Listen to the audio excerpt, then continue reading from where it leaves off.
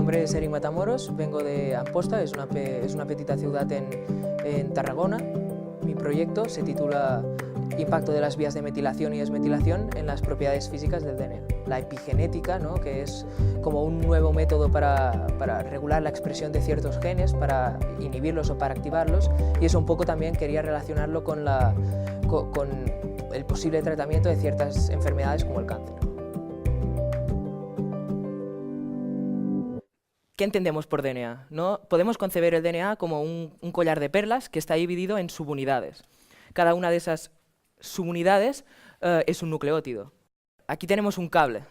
Un cable es muy flexible, ¿no? Yo puedo enrollarlo a objetos, por ejemplo, mi mano.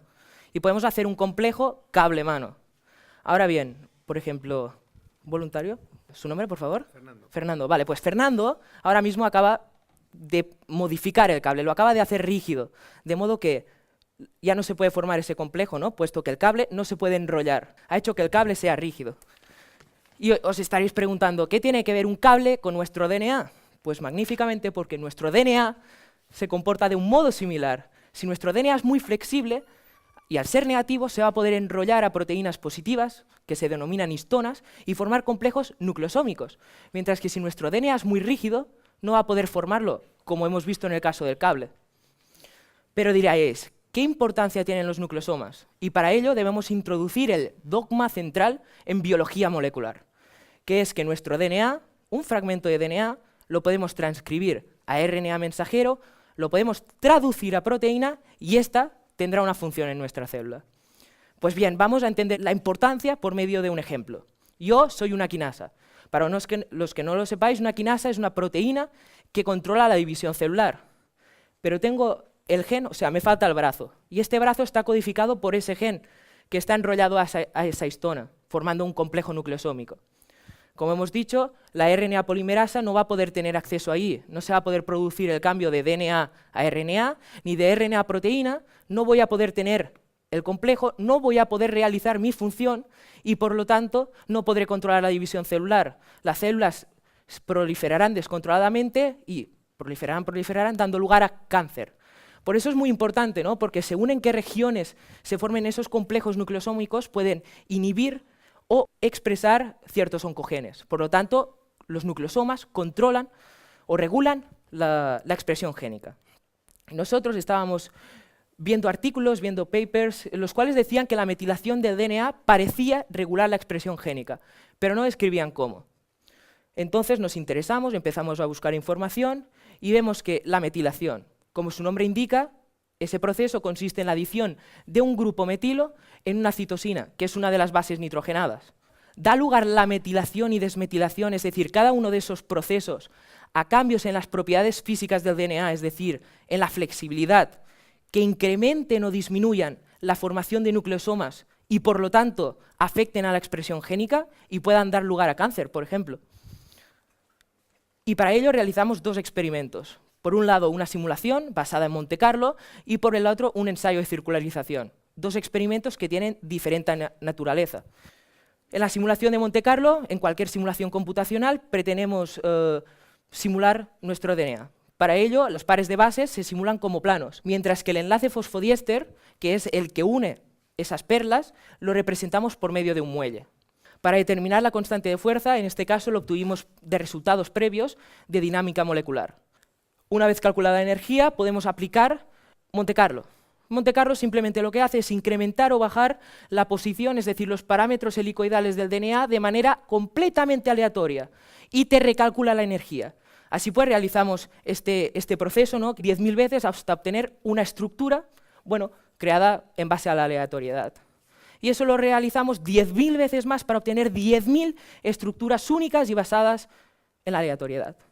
Luego, mediante la estadística, nos dice que la media de todas las configuraciones aleatorias nos permite dar lugar al comportamiento real del sistema. Aún así, yo no soy mago, no puedo saber si este DNA es muy flexible o no, por lo que debemos realizar un procedimiento analítico.